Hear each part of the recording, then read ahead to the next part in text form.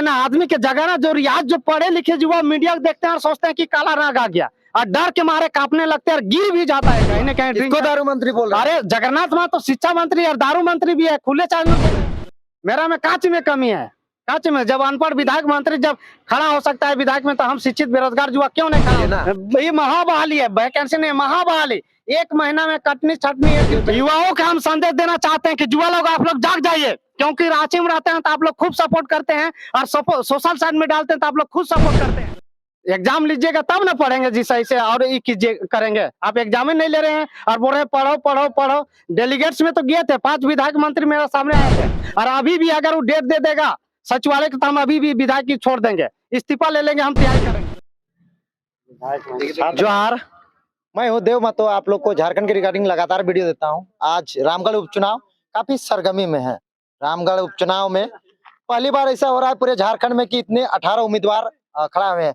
ये हमारे साथ हैं छात्र के बेरोजगार छात्र युगन कुमार, जो कि दावा कर रहे थे रामगढ़ उपचुनाव में और प्रत्याशी के रूप में रामगढ़ क्षेत्र में मुआयना करने मैं पहुंचा, तो बीच में मुलाकात हो गई। मैं चाहा कि आप लोगों से रूबरू करवा दूं किन किन मुद्दों को लेकर चुनाव में उतरे हैं। सबसे पहले जोहार आपको। जोहार दा जोहार। आप रामगढ़ उपचुनाव एक छात्र थे, रांची राजधानी में आपने तैयारी करते थे और काफी आपका विधानसभा घेराव हो, हजारीबाग में हो, सरकार के खिलाफ में रोजगार चाहिए नियुक्ति के लेकर आंदोलन करते थे। अभी आप नेता यानी कि राजनीति में उतर रहे हैं, आखिर क्या बात रह गई? देखिए आदमी जो होता है यहाँ से जब जाता है मास्टर डिग्री या कुछ करके तो वहाँ अधिकारी बनने के लिए जाता है। जब वर्तमान सरकार देखे कि 5 साल में कुछ बहाली नहीं दे रहा है, तो क्रांतिकारी के रूप में एक आंदोलन किए, हजारीबाग में किए काफी, और रांची में काफी किए हैं, जो कि हजारों की संख्या में 50-60 हजार भीड़ रहता था। उसमें हम उग्र मतलब कि लीडर के रूप में करते थे। तो कहीं ना कहीं अपना उचित मांग के लिए करते थे, क्योंकि एक शिक्षित बेरोजगार युवा चुपचाप बैठे हुए रहेगा तो ये दुनिया चलने वाला नहीं है। अपना हक और अधिकार के लिए आगे आना पड़ेगा। पढ़ो और लड़ो। विनोद बिहारी महतो बोले थे कि पढ़ो और लड़ो, उसी प्रकार आप पढ़ना पड़ेगा और लड़ना भी पड़ेगा, आगे आना भी पड़ेगा। पढ़ना तो ठीक है, लड़ना है तो नौकरी के लिए लड़ना है कि नेतागिरी करना? अरे तो जैसे कि नौकरी के लिए लड़ रहे हैं, आप अगर नौकरी के लिए लड़ रहे हैं और अगर नौकरी नहीं दीजिएगा तो ग्रामीण आदमी के समझाने का मौका कैसे मिलेगा? इस चुनाव में इसलिए लड़ने के लिए उपचुनाव आए। मेरा एक उपचुनाव देख रहे हैं कि महाबहाली के रूप में देख रहे हैं। जिस प्रकार यूपीएससी और जेपीएससी बहाली होता है, उस प्रकार उस उपचुनाव का महाबहाली के रूप में देख रहा है। और जन जन तक जितने भी बेरोजगार ग्रामीण में चाचा चाची जितने भी है, अशिक्षित लोग हैं, उन लोग पास जा रहे हैं और उन लोग को समझाने का प्रयास कर रहे हैं कि आपके साथ छल कपट किया जा रहा है, आपके साथ दुर्व्यवहार किया जा रहा है। आप बाल बच्चा को अपना पढ़ा रहे हैं, बाहर में आलू प्याज बेच के पढ़ा रहे हैं, इतना मेहनत से बेच के पढ़ा रहे हैं, लेकिन नौकरी नहीं लगने क्या रीजन है?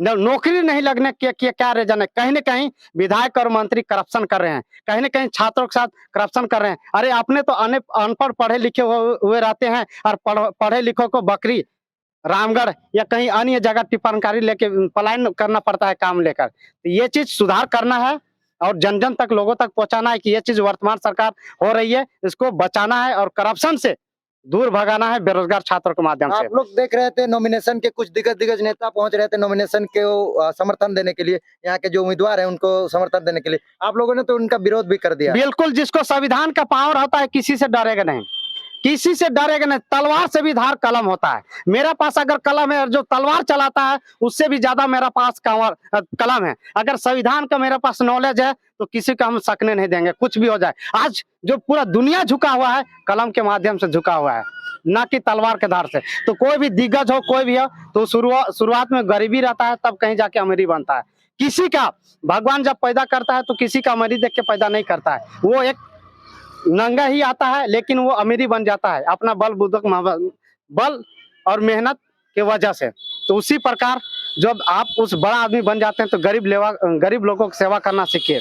और कहीं ना कहीं बेरोजगार छात्रों को शोषित कर रहा था, तब उन लोग जो है खदेड़ने का प्रयास किया था। क्या आपको दर्द, आप रामगढ़ से जाकर रांची में इतने दिन से तैयारी कर रहे थे, क्या दर्द झेले कि इस रामगढ़ उपचुनाव में अपना पर्चा भर दिया? जिस प्रकार आप सोच नहीं सकते हैं उतना दर्द हम झेले हैं। सारा एग्जाम एक्साइज कांस्टेबल है, स्पेशल ब्रांच है, जेपीएससी दिए, वहां देखिए कि करप्शन 1932 लागू करने की जगह 532 कट ऑफ लागू कर रहा है, 532 कट ऑफ जारी कर रहा है। कहीं ना कहीं माननीय मुख्यमंत्री है, शिक्षा मंत्री, साथ में निषेध मंत्री भी है, दारू मंत्री भी है। कहीं ना कहीं किसको दारू मंत्री बोल रहे हैं? अरे जगन्नाथ मां तो शिक्षा मंत्री और दारू मंत्री भी है, खुले चैनल में बोल रहे हैं। दारू भी तो मंत्री है, तो कहीं ना कहीं उन लोग जो निषेध मंत्री है कहीं ना कहीं उनका यूज करके 532 कट ऑफ जारी कर देते हैं। आप कभी सुने हैं कि एक साइज जो ओबीसी होता है, जनरल होता है, ईडब्ल्यूएस का कभी सेम कट ऑफ सुने हैं? कोई भी, चाहे कोई भी बहाली में हो या कोई भी एग्जाम में हो, सेम कट ऑफ कभी नहीं रहता। लेकिन आप जेपीएससी में देखिए, सेम कट ऑफ कर दिया। तो कहीं ना कहीं इन लोग का भ्रष्टाचार है, करप्शन है, लोगों का खून चूस रहा है। और क्या? सरकार के कुछ बैठे जो भी नेतागण है उन लोग बोल रहे हैं कि पढ़ाई कर रहा है, पढ़ाई करो, नेतागिरी कर रहे हो, आजमा के देख लो। अरे तो कितना दिन तक पढ़िएगा? अभी आया था नियोजन नीति रद्द कर दिया, वर्तमान सरकार किया ना, हम भी तो तैयारी कर रहे थे। और अभी भी अगर वो डेट दे देगा सचिवालय की तो हम अभी भी विधायक की छोड़ देंगे, इस्तीफा ले लेंगे, हम तैयारी करेंगे। मेरा नेट का एग्जाम है, लेकिन फिर भी हम 22 तारीख के एग्जाम देने जाएंगे रात से। मेरा नेट के एग्जाम है, ऐसा थोड़ी ना। अरे आप दीजिएगा तब तो, बहाली दीजिएगा तब तो, पैसा कहाँ से आएगा? पैसा कहाँ से आएगा? उतना दिन से पढ़ रहे तो पैसा भी तो खत्म हो रहा है, तो उनका इन्वेस्ट, एग्जाम लीजिएगा तब ना पढ़ेंगे जी सही से और ये कीजिए करेंगे। आप एग्जाम ही नहीं ले रहे हैं और बोल रहे हैं पढ़ो पढ़ो पढ़ो। डेलीगेट्स में तो गए थे, 5 विधायक मंत्री मेरे सामने आए थे, बोले थे कि पढ़ो एग्जाम लेंगे, 15 दिन के अंदर हो जाएगा नियोजन नीति। और 50,000 वहाँ छात्र थे, बेरोजगार छात्र।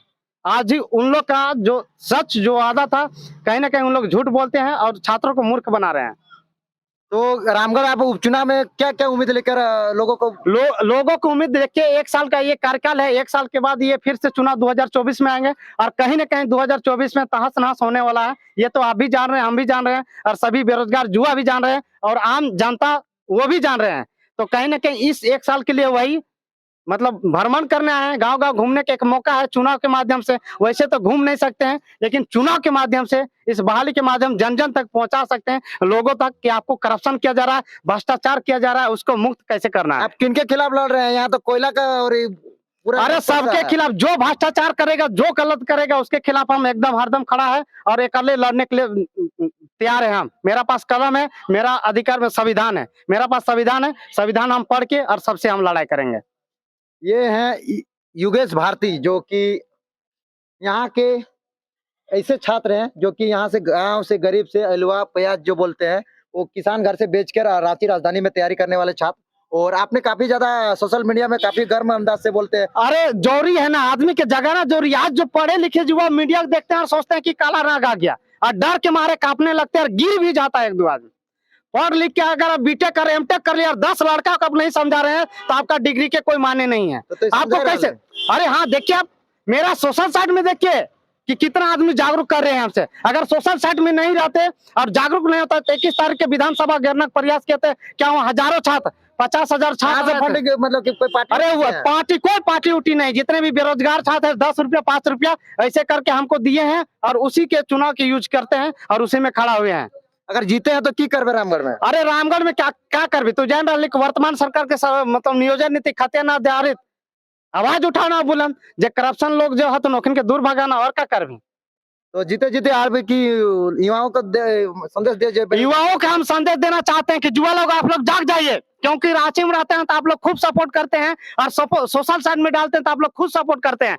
क्रमशः संख्या 3 है, कंप्यूटर छाप है, नवोदय जनतांत्रिक पार्टी, इसमें वोट दीजिए और सरकार को चुनौती दीजिए। कहीं न कहीं बेरोजगार छात्र रांची से जाके गांव में चुनाव लड़ रहा है, कहीं न कहीं बेरोजगार छात्र पास क्षमता है, तब इसके पास वोट रहा है। अगर आप नहीं देते हैं वोट तो समझिए आज फिर भी रांची में घूमते रहिएगा, इसी तरह करते रहे। इसलिए सभी बेरोजगार युवा को आगे आना पड़ेगा और वोट देना पड़ेगा, अन्यथा बेरोजगार रहिएगा इसी तरह। इसलिए सोचिए और अपना मानसिकता को चेंज कीजिए और अपना फैमिली को भी चेंज कीजिए, अन्यथा बेरोजगार और शोषित करते जाएंगे लोग। तो ये थे योगेश भारती, जो कि उर्फ योगन कुमार से नाम से, इनका जो कम संख्या 3 में है, कंप्यूटर छाप है दादा।